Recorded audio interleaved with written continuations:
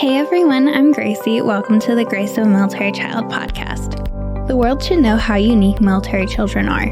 We may look like normal children on the outside, but we go through some pretty extraordinary circumstances that shape us to the leaders we are today. Keep listening to hear the incredible journey this week's guest has been on.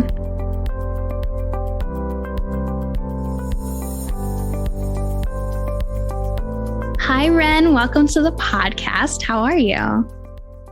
I'm doing good. Thanks. How about yourself? I'm doing good. Thank you for being here. And I'm super excited to hear more about your story. Yes. So your dad served. So tell me a little bit about what branches he was in, or what branch, one singular most of the time, but what branch he was in and kind of what he did in the service. Okay, so my dad was in the Army and he served for 25 years. He actually did go around to different branches. At one point, he was a recruiter, but over time, he switched over to working with the embassy. And so he worked with the DIA. And so that's the Defensive Intelligence Agency. And a lot of people haven't heard that. They've heard of the CIA because, it's really popularized in movies and shows. And so it's just, like a common, a lot of people grow up wanting to be spies. And so that's what he did. And so we actually grew up traveling with him while he was in the military doing all of that. Yeah. So like you said, you traveled a lot. Where have you been? Have you lived in many different places, or what was that like? Yeah, so it was really cool. Part of his job was working not on bases as much, because I feel like a lot of the military friends that I made were actually on bases, but we went to different countries. So I was actually not born in the United States. I was born in Bangladesh because we went all over the place. Right. We went to Bangladesh for a little bit, and then we actually lived in Latvia, and Myanmar, Burma, and essentially I've been to over 45 countries. Wow. I just did this recently because I know it's coming on here. But yeah, not living in all of those. But it was definitely a crazy experience that I would never have been able to do except because it was a part of my dad's job. And so, yeah, that's just something I consider a huge blessing, being a part of that. Yeah. And, like you said, you've been over 40 countries. It's not typical unless you save up to travel that you get to go to these different countries. But, as military children, that's something that, a lot of military kids can say. They've been to so many different countries. They've, lived in different countries. Definitely. I agree with that. That's something that I think is so relatable among us. And whenever I came back to America, or while I was living in those countries and we would live in separate houses over there, if I was with other military children, that's something that we could bond over, was the fact that, we have been in different places and we all grew up traveling. And that's one thing that I really like actually about your podcast, is that it's sharing the stories of people's lives. So that way we can be like, you know what, we are, we all have these similarities, even though sometimes we feel like we're different from other people. Yes. So I really love that. Yeah. And, looking into it and doing the research on it, there are over 1.2 billion military kids. That's, where we just put the cap on it and say there's more or less than 1.2 billion military kids living on this planet right now. And it's so crazy to hear, the different stories. You've been all over the world. I haven't been all over the world yet. And Some people have been to like 13 different schools, within 12 years, which is crazy. Mm-hmm. Yeah, I actually have been to several schools myself, just with traveling. Obviously, we couldn't stay in one spot. My mom is a teacher, and so she homeschooled us sometimes, depending on if there was a school available or not, or we'd be in private schools, or we actually did international schools. And when I came back to the States, I did public school. So I feel like I got a whole variety of learning, but I think that really helped grow like me as an individual. And I can see that like within the other military friends that I have, like how much like cultured they how cultured we are, because that's what we get to experience in life. Yeah. And even, one of the most popular station areas for military families is Germany, besides the United States, of course. But if you get stationed in Germany, then it's a whole new culture. It's a whole new world over there, rather than just being stateside. And so it's crazy hearing the stories of, one of the girls who was on the podcast. She lived in Germany and she's lived in the States before. And so just the stories that she's had of, going to US schools, going to German-based schools, going back to US schools, and, just hearing that and the different experiences she's had in each school, and whether it be a public-based school, a DoD brand school, a private school, homeschooling, like each experience is going to be so different. Mm-hmm. For sure. Definitely. I think that there's always pros and cons within that, that each of us can say, because it's so hard, having to leave people all the time, I feel like, because it's harder to maintain those relationships. Now we have, Zooming, like that's what we're doing.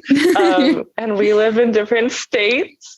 But I know when I started, I was pen paling someone. Right. One of my friends was from Taiwan, and I met her when I lived in Paraguay, and like we moved around, and like that's the way we like met, continued our relationship. And so being in the military, I think there's a lot of those like effortful communication to stay in touch with people as you move and transition. Yeah. And even like you said, now during this time, it's so much easier to stay in touch with people because we have like text, email, Zoom, Instagram, Facebook, whatever. We have so many different ways that technology connects us, and we can send a message and it'll be, to the other side of the world that same second. But it is still hard, either way, to keep friendships when you're not going to school with someone and seeing them every day. You have to put in that extra effort. Yeah. That's something that I think is a huge blessing, especially with having parents in the military. I know I was blessed because my dad, we were able to move with him, but a lot of my friends, they stayed back in America as their dad was sent out. And so being able now to stay more in contact with their families while they're overseas, I think is a huge blessing. 'Cause I know like going into my dad's office as a kid was something that I didn't realize was like, oh, wow, like I am able to do this until I grew up, because back then it would be like, oh, like, when people ask me, like, what does your dad do? I was like, like the DIA, like I told you. But for me, it was just like, oh, I don't really know what that is. Like, I just went in and I'd be like, he has, like these drawers in his office. Cause, it's just kind of like spy. And so like he'd have in the bottom drawer, this special paper that like you put water on it and it dissolved. And I'd be like, oh my gosh, like this is so wild as a kid. Like I'd write these messages, like me probably being like, I love you as a kid. And then it'd be like gone. But yeah, like now it's like we can stay more in touch with those people. And so like all the friends that I keep in touch with from the bases when I lived actually in Washington, D.C. for a while, they're like, yeah, it's really nice that we can, stay more in contact. I mean, depending on the case of where they are stationed, of course. Yeah. But, yeah. And thinking about it, like 10 years ago, my dad was deployed to Afghanistan. And like, back then in like 2011, that's kind of when Skype started really becoming popular. And so we didn't even know what Skype was really or how to use it. I mean, I was 9 years old. So not that I would just, go on the computer and Skype or whatever, but like we really didn't have much contact with him while he was over there. My mom was able to email back and forth with him, and he'd send me and my sister letters because, we were so young that we thought that was the coolest thing ever, just sending letters. Of course. And being able to write letters and send packages and things like that.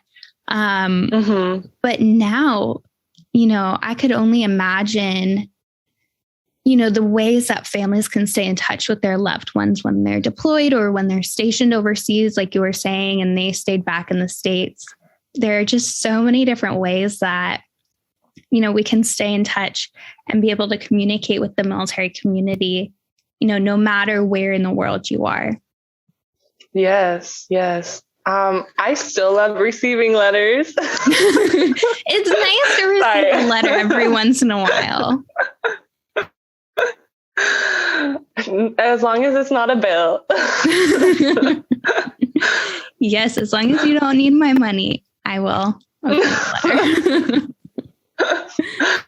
Yes, for sure. What kind of was it like growing up in this family, moving around all the time? Was it hard, leaving places or adapting to a new place and, just kind of living in a world where you don't even really know where you're going next, when you're going, or what kind of experiences was that? Yeah. So for me, I didn't realize for a while how like different we were being military children until later. Because all that I really had as a constant like thing around me was my immediate family. So like my parents and my siblings that I have, because we would move like literally every year, sometimes less. We've stayed in two places once, for like 2 years, but other than that, it would be moving all the time. And sometimes they wouldn't tell us, like we'd be, supposed to be going somewhere, like living in Egypt. And so that's where they tell us. So we pack up all of our stuff. And then they like go ahead and say, okay, you're going there. So this one time we sent all of our stuff there. And then they're like, oh, sorry. You're actually going to be moving to Paraguay. And so we were like, okay, and you can't do anything about this, cause it's a part of your life. And so we picked up all of our, like all of our stuff as in one backpack and like one suitcase that we had left behind. Right. And we went over and we moved to Paraguay and like, we lived out of our backpacks for like literally like 2 months until the luggage, all of that stuff came back, and some of it got lost. So, like just not having like the access to like always know where your things are. So you don't have that that stableness, is probably, that's actually probably not the right word, but you know what I mean? You're not living in a stable environment. Is like, Yes, exactly. Is something that can be really difficult. But that's something that made me even more thankful for my family that I had. And it also made it so that way I had to like learn to meet new people. Like that sounds crazy. I'm actually an introvert. You might not be able to tell from this, but like I had to learn how to be extroverted when meeting someone. Yeah. Because I had to make all those new friendships and connections with people. We literally practiced because of my dad. He would have to go to different functions or like balls and stuff. And he was actually pretty high up there where he worked. I'm transitioning from stories here, so let me know if I'm going too crazy. No, you're perfect. But where he was actually they have like clearance levels for them. So essentially he had to go through these testings in order to get to a certain clearance level. So we've actually probably seen this in movies, but like lie detectors, like he had to learn how to deceive those lie detectors, basically. Like he tells me these stories, and like now, honestly, he has PTSD from some of the stuff that he's done.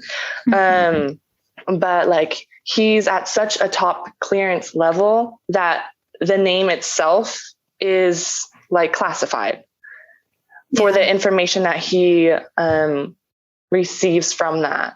And so like as a kid, like we would have to learn like to ask certain questions to people just to make sure that like we could keep everything under wraps. So for example, we would have these keywords that we would say to let my family know, hey, this is an emergency situation, like something's wrong here and we need to leave. And so like, because we weren't in safe environments, we would know from that word, and it would be like a common day word. Like it could be sweater. Like I'm not saying it because we actually still use it sometimes. Just we're like, I don't know, we're crazy. But like it could be sweater. So we would say that word in a sentence and we would all like be more alert and looking around. So just as a kid, like moving from place to place and having to like deal with that high like stress level, even as a kid, I think it would, as a kid, it was more of a game. But now looking back, I just think like, wow, like that was the life I was living before, you know, like it's so interesting. Like it's so interesting. But yeah, no, I absolutely appreciated whenever we would go onto the military bases back in the States, and we would get to talk with other people, because one of the things that you've mentioned on your podcast is every story is unique. And so like we would talk about the similarities, but also the differences, and we could relate to one another. Like other people had traveled, you know, other people had lived off of the bases before.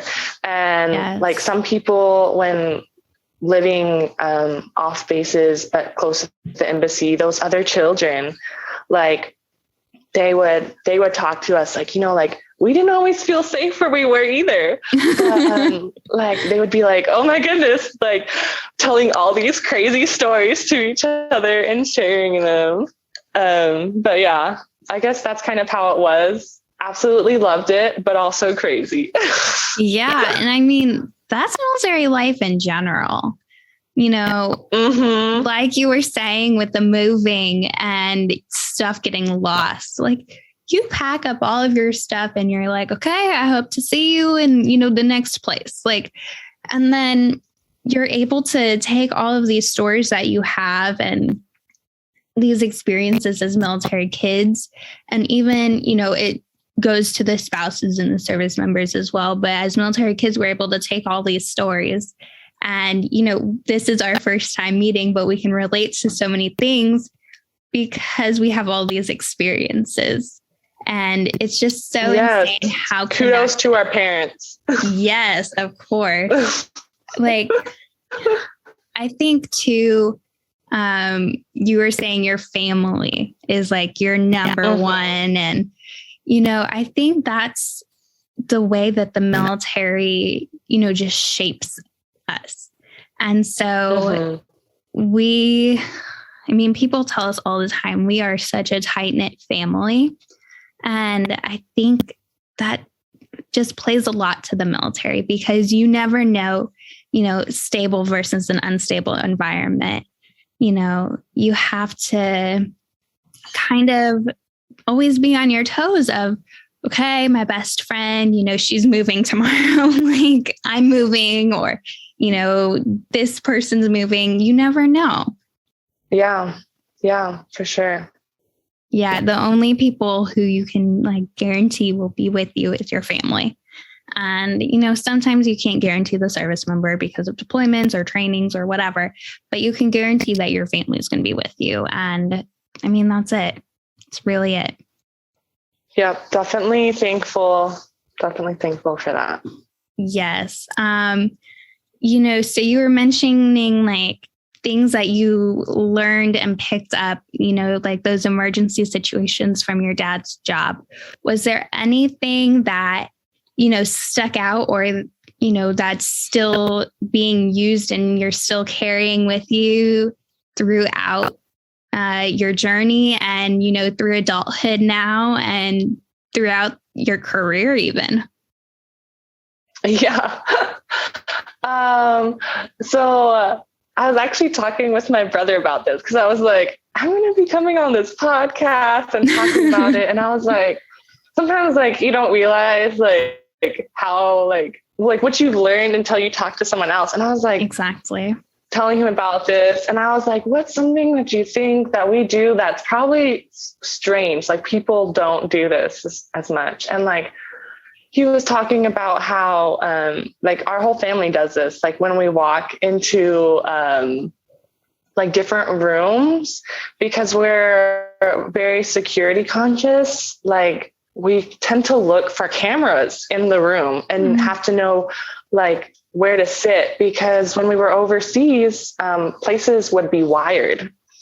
So essentially they'd be listening in to you, and trying to get information. And this, my brother's the eldest in the family. And so sometimes they try to have make relationships with us in order to get to my father. Right. And so, they would start talking to him and then they'd be coming closer and they'd be like, this place is wired. We can't talk here.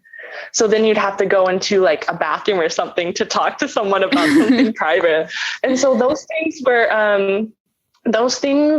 stayed with us. And so we would now that we've been stateside for a while, we've kind of relaxed more, but not all the way. Yeah. That's something that when we're in restaurants. Yeah.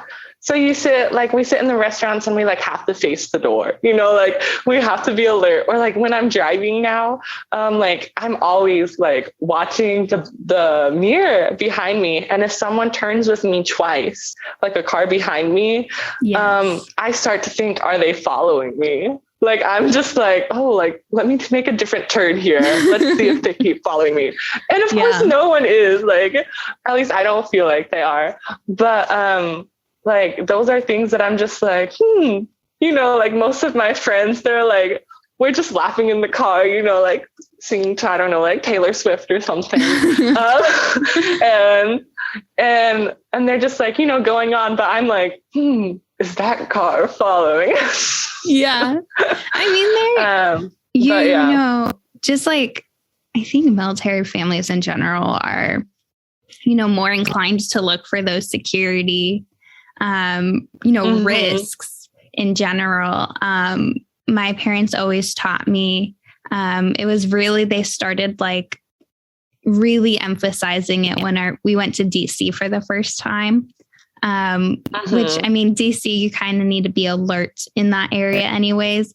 But they're if you see a suspicious bag or backpack, you have to say something. Like if it's just some random item laying around, like you have to say something. Like, you can't just, you have to be so alert. And I mean, everyone should be alert in general, but especially in your situation where your family and really your dad has this classified information, you have to be alert of your surroundings. Mm-hmm. For sure. We, right before my dad retired, we moved back to El Paso, and we live right by Mexico. And of course, us traveling all the time, we have the travel bug in us. We always want to travel. We wanted to go to Mexico, but we weren't allowed to. Yeah. Because my dad, like with that, if we went over there and were captured, essentially they could use us as hostages to get information from my dad. And so that's a place that we were not allowed to go to until afterwards. And we literally lived like 10 minutes from the border. So like those things, like safety precautions on the really up there. Yeah. I mean, so we lived in San Antonio for a while at Fort Sam when my dad was in recovery. And so we'd be driving and, I'd see signs that say Mexico this way or whatever, like on the freeway. And I'd be like, oh, cool. We should just go to Mexico because, in a 9-10-year-old brain, like, you thought you could just pack up everything and go. It's not that simple. They're like, I love it. We can't go to Mexico. And, that's something that was so hard to understand. But it's like, I think a lot of the military, like you just can't, that's one place you don't go. Like, even though there are bases, right by the Mexico border, like in El Paso or in San Antonio or whatever, you just can't go. Like, and it's so complicated. And so it's such a struggle to think about because you're like, oh, I just want to go to the, their beautiful beaches or whatever, but you really just can't go. Yeah, it's not just like a simple, like, oh, I want to go here as being in the military, even when you're overseas. You have to go through these steps in order to go there. Now I've actually went to Mexico recently, like a year or two ago, but it was fabulous. But beforehand, I wasn't able to. And so it was always a place because like had that label, like cannot go, when you have that red button, you're like, now I want to press it. Yes. And it was beautiful. Yeah. And like thinking about it too, a lot of, cruises go to Mexico. And so if you're a military family trying to plan a cruise, you have to like see, okay, if this doesn't go to Mexico, like we can go here. Or, there are just so much, there's an extra layer that you have to add on to just travel or whatever it may be, saying, okay, we're military, so you have to, avoid certain places or, have extra precaution when you're there. Yeah, for sure. There's certain barriers that a lot of families who aren't in the military don't recognize. Yeah. And it's so hard to, anything in general, it's hard to explain the military life to someone who hasn't lived it and they don't understand it. It doesn't matter. They're like, I want to be able to understand it. I want to understand what you've been through. I want to understand, the experiences you've had. But it's so That's hard. What your podcast is for. Listen to the podcast. But it's still so hard to explain it to someone who doesn't understand it.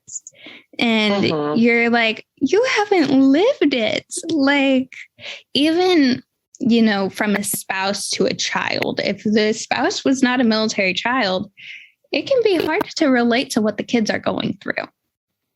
For sure. My mom's actually, her parents were missionaries. Okay. And so she grew up overseas. And she lived in Pakistan. She can speak Urdu.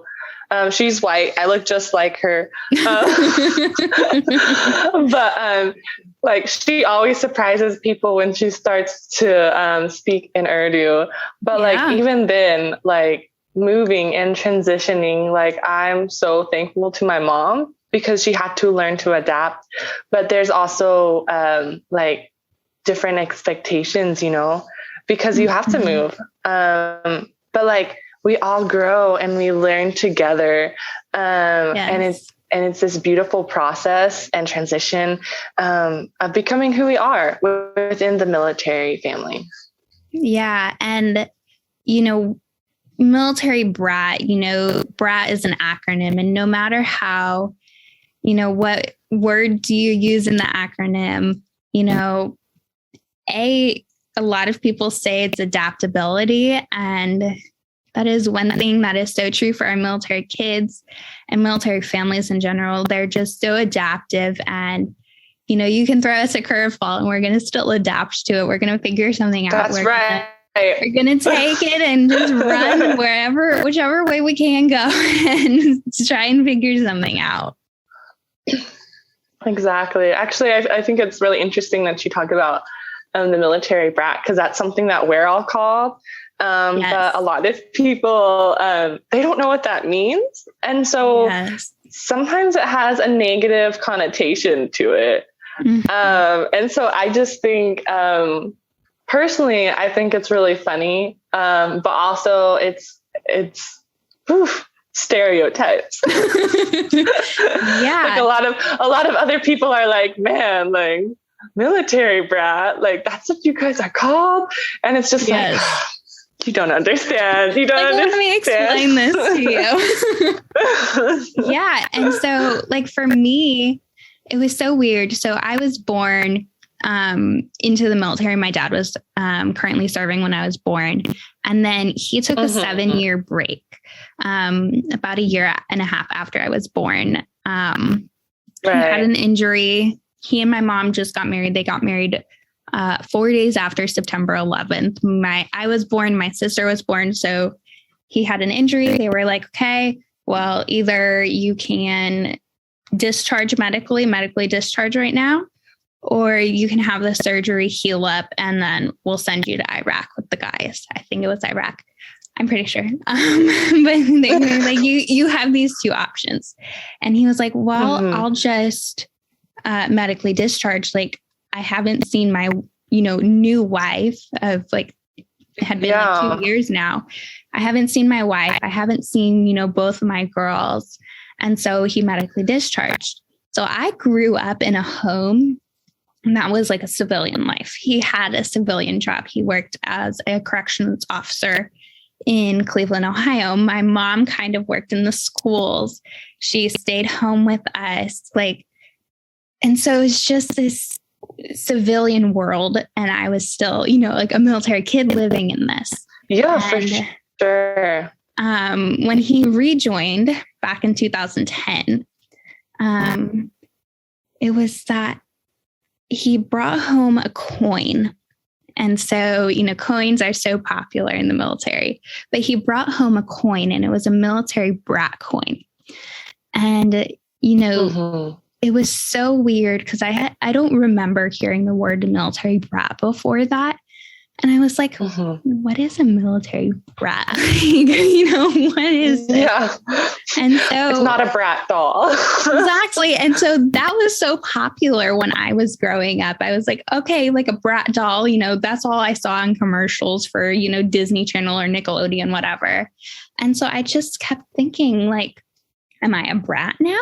Do I act like a brat? Like, what is wrong here? Yeah. Yeah. And then, going through the stages of military life, like brat could stand for born, raised, and trained. Brat could stand for, an acronym of like brave, resilient, accountable, and tough, or whatever that may be. Adaptive, like whatever. And it's just, it means so much then. A derogatory term, meaning negative or whatever. It is a positive thing of military kids. Yes, definitely. I agree with that completely. But like you said, a lot of people are kind of associating it with like the brat dolls, and you're like, no, No. No, it's not. I promise. It means a lot more. Yeah, a lot more than that. Yeah. So how did, your dad's service in the military did it steer you in a way of your career today, or give you like kind of an idea in your head of this is what I want to do and this is where I want to be? Yeah. So actually, my dad retired from the military, being 100% disabled. He has so many injuries. I don't know the whole medical list, but I know one of the main ones was like his spinal column. He had a disc that basically disintegrated.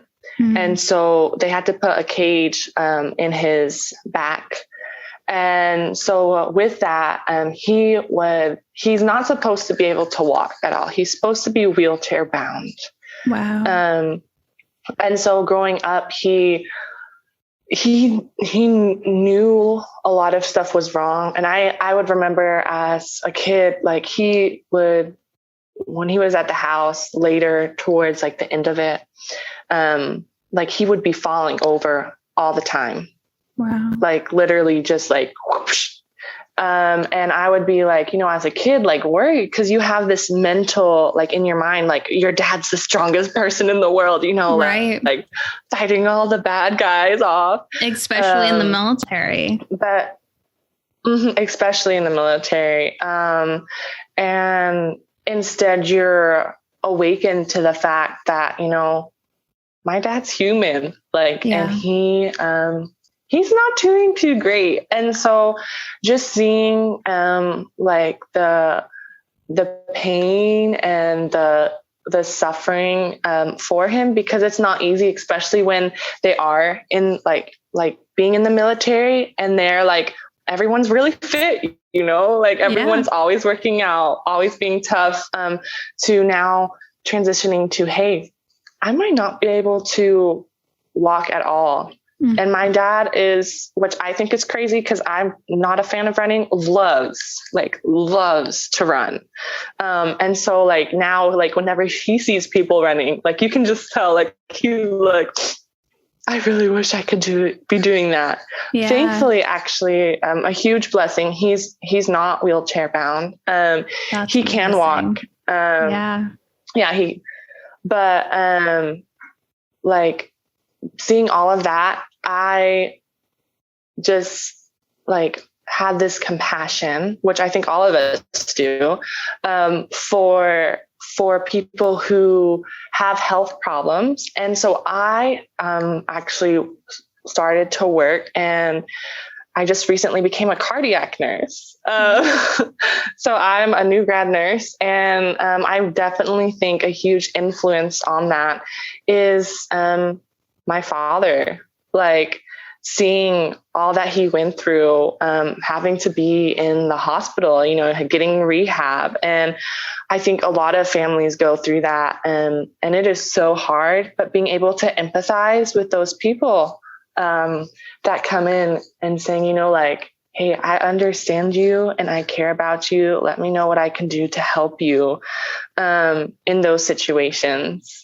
And so that definitely influenced me for where I am now. Yeah.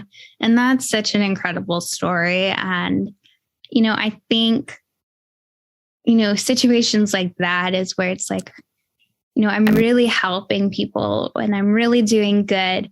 And, you're even able to look back and see how your dad influenced you to do that. And, his service, his sacrifice, everything that he has been through with these injuries, you're able to see, where those seeds were planted in your heart of this is what I want to do and this is where I want to be. Definitely. It's incredible. So what is one piece of advice that you would give to a military child? One piece of advice for a military child. I guess I'd have to say YOLO. No, I'm just kidding. Enjoy the community that you have, like your family, like make the most of it. like have fun in that moment. And as a Christian, I just say, it's not all going to be easy, but prayer really, I know for my family, that was something that was really that really held us together. And so that's something that I would hands down recommend. Yeah. And I think, having faith, especially in the military, is something that is so helpful, just in general of, you have faith that, your loved ones are going to be safe no matter, if they're in the room next to you or if they're in, a country on the other side of the world. Like, you're able to have that faith and know that, they're going to be safe, or, it'll all be okay in the end. And I think that's just so incredible. Yeah, I agree. Yes. Well, thank you so much for being on the podcast and sharing your incredible journey and stories of what you've been through. Thank you so much for having me. I absolutely enjoyed it. Yes, thank you.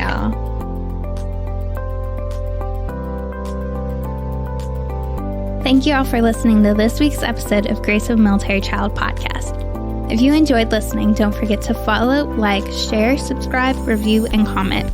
You can also follow us at Grace of a Military Child podcast on Facebook, YouTube, and Instagram for more podcast-related content.